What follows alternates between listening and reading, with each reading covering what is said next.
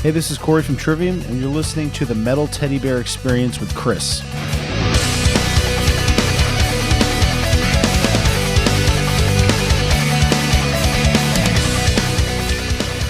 Welcome back to the Metal Teddy Bear Experience here at 90.3 WMSC Upper Montclair. This is your host, Chris. I'm here at Electric Factory in Philadelphia.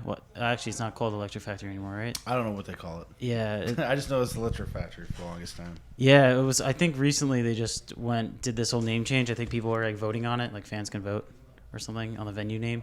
Yeah, I think they still have Electric Factory on all the tour promo. Yeah. So. I mean, originally when this tour came out, it was Electric Factory. So, Oh. But we're here at Electric Factory, and I'm here with Corey, the guitarist of Trivium. What's up, man? How you doing? Good.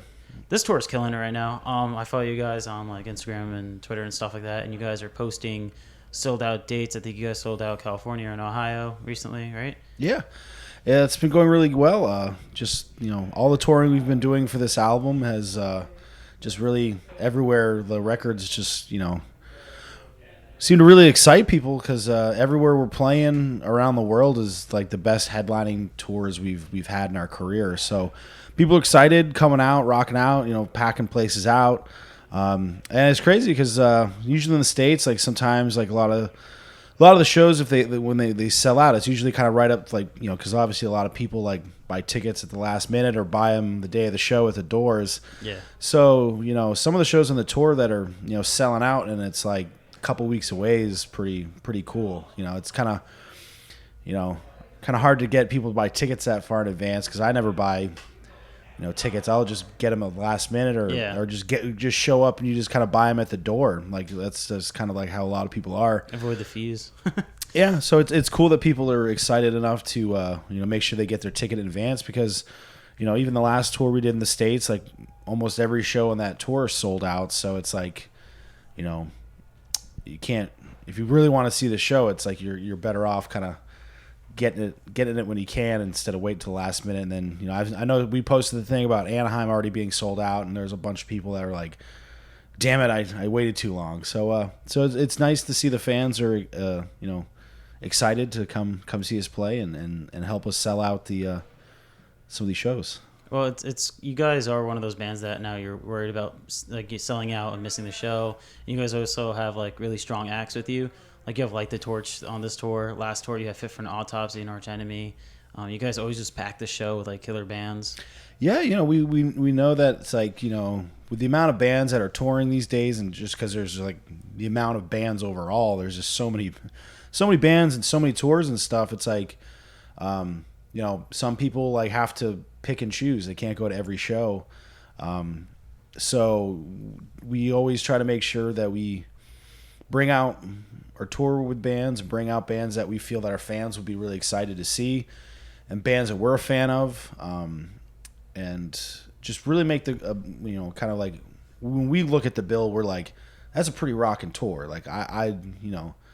I really dig it, and I think our fans will. Because usually, with our fans, it's if the band's vibing off something, usually our fans are pretty open-minded to kind of giving it a listen. And same thing as you said in the last tour, we had Fit for an Autopsy, and they said them and Light the Torch been saying that our fans are very receptive to what they're doing and had some of the best reactions and are doing really well with merch and just people buying the record and stuff. So it's cool to see our fans embracing the newer bands that we bring out that we really feel that people need to hear. So that's kind of how we go about our bill. We just kind of, as a fan, just wanted to bring out cool stuff that we like and then that we can kind of expose and hopefully help them get some fans out of it. Yeah. And I feel this tour is very important too because it's your 10th anniversary of Shogun. It's not the tour for that, but you guys are playing more off Shogun this tour. Yeah, we kind of the last tour, especially in the United States last year. I think we're only playing one song from Shogun, and maybe two on a European tour or something. So we kind of just to be able to fit in some other stuff because we don't really. When we make the set list, we're not mindful we have to play this many songs from this record. It's just kind of sometimes it becomes maybe it's a little heavier on this and that record and not as much on these ones. It just kind of depends on what we feel like mixing into the set. And then sometimes there's not many from a record or none from a record. And then next time there might be a couple. So it kind of worked out that the other tours we did, we didn't really go heavy on a lot of Shogun stuff. So like this tour, seeing that it turned 10 like a couple days before the tour, we kind of like, obviously not doing, as you said, like a 10-year anniversary Shogun thing, but like just to kind of give it like a little. Did you guys want to at all, or you just we don't really like not really interested in that nostalgia 10-year thing that everyone seems to do nowadays. Yeah, everyone doesn't. We're always just kind of looking, we want to keep promoting the new record, so, but like throwing in some extra stuff from that record's kind of like our little celebration of the record. Playing. Especially we, special occasion decided to throw in a song that we never played off the record live. That was kind of like a fun little kind of celebration thing by kind of dusting off like a deep cut. Yeah, that's been pretty fun to play because a lot of the diehard fans who were really into that record, have always been kind of like the songs that we've never played off the record are always kind of like. Requested. Like, hey, kind of getting like social media poked. Like, what about that? What about that song? Yeah. What about that song? Play that song. I'm guilty of that for a Prometheus and the Crucifix. Have you ever played that live? No. I was gonna say like I've almost been to so many shows in my area and you never played. Yeah, that's something we haven't done. Up until this tour when we were playing Hugh Spawn the Furies, there's only 2 songs we haven't played off the record. So we got to like eventually knock another one off and try to X the box of. Every song from the record's been played live, and basically the only record we've ever done that with is Ascendancy. We've made it through all those, but some of the other records there's a good amount still. You guys are playing Suffocating Sight, right? Yeah. I love that one, dude. Yeah, we're always posted the set list, so I saw that. Yeah, we're always just posting that stuff because we're always. We want to make sure that everyone kind of understands that every time they come out to a tour, they're going to get like a different show. And there's a lot of bands that literally just play like the same set list every time they tour. That they don't mix it up, don't even change the order. They don't put in any deep cuts. It's like just all like the obvious songs. Yeah. And we always kind of like the the Metallica Iron Maiden approach, where like they'll do a tour and it's like they'll play like a lot of that you're not expecting, or play a song that wasn't a single but it's like a really big song. So with the set list, we just wanted to kind of play some stuff that wasn't maybe the exact obvious thing that everyone was expecting to play, or mix in a lot of old songs that haven't been played in a long time. So that's one thing you can always kind of guarantee with us is every tour we kind of revamp the set list to play some stuff that we didn't play the last time, so people hopefully they'll hear the song that they've been dying to hear at that point. So I mean, you guys do come around a lot. Like, you guys came to my area for Walmart, you guys played New York, you guys played upstate New York by Poughkeepsie, and now you're playing here. Like, we just played Long Island last night. Yeah, I was actually going to go to that, but that was a little too far as well. I mean, Philly and Long Island are kind of far from me. It's like in the middle. Yeah, so we've definitely did our fair share of shows around here. Yeah, the East Coast. So my next question is, you did an interview with Talking Metal Podcast, and you mentioned contemplating making music available in some other way than the traditional album format. So I was kind of curious on what you meant by that. Can you elaborate? Well, at that time, the idea that we were throwing around to try to like, because once we kind of I made like a chart. And it was like we've had like almost every album that we put out has come out around in October, or Shogun was like September 30th, so almost October. And it's like, man, it's like we've been on like the same cycle of just like every 2 years tour and then make a record and then it comes out in October, like the 2 years after the previous one. So we were just trying to like do something to kind of like break up that kind of cycle. So at that time, the idea we were talking about doing was after the tour, and because we have like months and months off for a while, like recording like kind of like an EP, like a 3-song EP of new material, and just putting it out But then we started to kind of rethink the idea of what we wanted to do, and so we're still gonna start writing some stuff and see what happens. But we don't have any recording plans or putting anything new out because we have some other stuff with we have a record store day typo negative split, so that'll be something new, and then hopefully we have some other stuff that might go on Spotify. Who knows? Could we have some extra like covers and stuff, or just B-sides or cover B-side. We have another song we recorded from Sin in the Sentence. That's an original song that hasn't been used for anything. Okay. Because you guys aren't a fan of B-sides, right? Like in the Shogun documentary, you guys weren't really too kind. Oh, we always have extra tracks because we kind of have to. Yeah. But nowadays, back then it was like label would always have like the special editions and like all that stuff. So you had to have more tracks to make the special edition worth charging more. But now it's like they don't really with streaming and stuff. It's you don't really need 15 songs on an album because so we had these songs that we just kind of had extra. We just did them for fun, and they just been kind of like just sitting in the back pocket waiting. And surprisingly, we did the typo negative cover just for fun to have a bonus track or just have something useful in our for whatever. And then it just we just had that kind of hanging out, and then Roadrunner decided to do it was like 15 years since that song came out, so they were just like, hey, we should do this split thing for the 15-year anniversary of the song. And then we had the song, so they they sent it to the typo guys. They gave the blessing. They liked the cover, so that's gonna be something cool. So it's a limited edition vinyl, so I'm sure the song is gonna go up on Spotify for anyone that can't. Right? Yeah, whatever record store day is. Yeah. So that song will probably pop up on Spotify not too long after that. So if anyone can't find the actual collector's record store day vinyl, they can at least listen to the song. Yeah. So that's cool. Like I know you don't have any set plans on like writing or anything yet.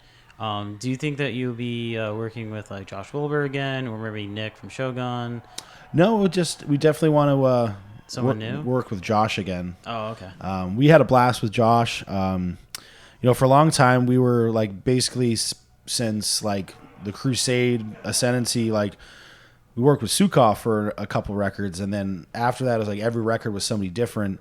And then, with Josh, it was just like, we really love the way he mixes and makes everything sound. And once we, worked with him and became friends with him, it was like his personality and his vibe and energy is like the perfect combo with how we are as a band and how we like to work and like how we like the vibe of making a record.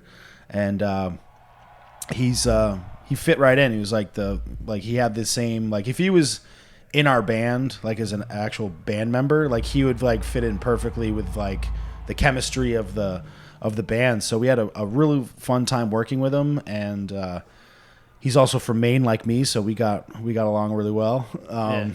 So we definitely that's everyone in the band, like as soon as we were finish that record, we were talk about wanted to do can't wait to do another record with you. So that's definitely the plan, whenever that is. Yeah. But 2 years, right, in October? No, definitely we won't have anything ready for that. But we definitely have some. We always are writing during downtime, so there's always demos of riffs or songs or half a song. So we do have stuff to get started on. But we still have some more touring later next year for this record. So, probably won't, realistically probably wouldn't be anything till the following year. So, but maybe there'll be a single for the record whenever, sometime later in the year. I don't know. I like the sound of that. But so we're definitely, excited to start on new material, but we're not going to, rush anything out at the moment. Matt's having kids, Yeah, so we got like a parental leave from touring for a little while. Yeah, right. So on my show, I ask 3 random silly questions. You ready for that? Sure. All right. Question number 1: sweet or salty? I'm trying to think what I like. Like more of like a dessert or something else. Whatever you want. It could be like a lot of people say they're more like a chip guy because it's salty and all that. That's why. I like chips and fries and stuff. I don't like anything that's like super sweet where it like kind of like makes you all puckered up. Oh yeah. So I guess for that question, I just have to go with salty, just for. Because I'm all about, for me, like I'm all cookies, sweets, like ice cream. I can devour ice cream. I like ice cream. I don't really eat like candy or anything. So besides the occasional go for ice cream or like a bite of something that Matt always orders dessert everywhere we go. He orders everything. His Instagram. Yeah. So usually if you're having anything dessert wise, it's usually just kind of like taking a little chunk. Just because he's like adamant about you trying it. It's so good, you got to try it. So yeah, at least I have to take a bite. But normally I don't actually order myself any dessert or eat candy, except for the occasional ice cream if there's like a cool spot. Yeah, you gotta keep healthy on the road, right? Yeah. Question number 2. This one's a little more dark. Would you rather know how or when you'll die? Ugh. A little dark. I don't think I'd want to know either of that. Right? It makes you think. I mean, if you know like how, you're going to be paranoid because you don't know when's going to happen. At least when you know when, you can prepare for it. Like, let's say like 30 years from now or 20 years. Like, I guess if it's not like, if it just says like 30 years from now, I'd be like, all right, that's doable. As long as you don't know the exact day and time, then that would be kind of a nightmare. Yeah, that's true. And my last question for you is, if you could be a fruit, what fruit would you be? A fruit? Maybe I'd probably have to go with a banana. All right. Well, that was the random silly question segment. Hope you enjoyed that. And yeah, so after this, you guys have another tour planned up? No, we taking just time off. Yeah, we don't have anything right now booked until June. Oh, okay. Over in Europe for festivals, so we're going to be having some, I guess, vacation time. You know, Matt has twins coming, so he's going to be no sleep dad for a while. So that'll be cool for them. And we usually like at this time of the year, like once we finish touring, it's like with the holidays and stuff like that, we usually aren't touring anyway. So we were already doing that, and then next year's kind of wide open. So that's kind of how we were just like, well, let's just get together and jam, see what happens. And there's no pressure, deadlines, or anything for having to have anything done by a certain time. So it's like we can just kind of go in there and just have fun and just kind of see what comes out. We could get really inspired and be super stoked on the stuff and like bust out like a whole album without even really like thinking about it. Or we can just take our time and really kind of be really nitpicky. Yeah. And just kind of... Time is in your hands. Yeah. So it's good to have the time where there's no... You can just kind of do it for... Just to have fun, to just kind of write. Because we have a lot of fun when we're in a room just kind of around with riffs and coming up with cool and then you're like, oh yeah, that's badass. So it's just kind of like, since we have so much off time, it's kind of like might as well get like some kind of productivity in there and just get a head start for whenever we kind of the labels up our ass about a new album. But they're always up our ass about a new record. They want another, like, we need a new record, but we always tell them to chill out. So we won't be playing any shows in the US for a while, so this is kind of the last one for a bit. So unless something crazy pops up that we don't know about yet, like that happens all the time. But it's gonna be nice to just be at home for a while and hopefully be productive on some new material at some point. Well, thank you so much for taking the time out and doing this, man. I really appreciate it, and no problem. Can't wait to see you tonight. Yeah, it's gonna be a fun one.